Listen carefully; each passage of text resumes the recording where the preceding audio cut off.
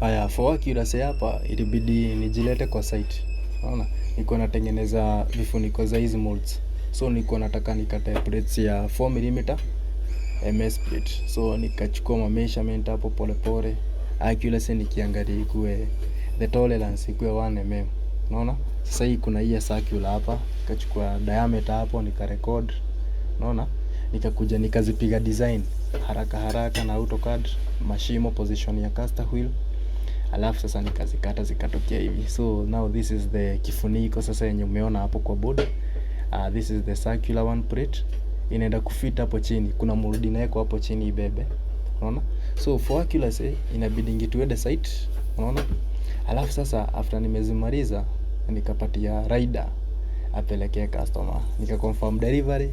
Alafu nika release mzigo. You see? For plates, hit the number on my bio or call me. Yes.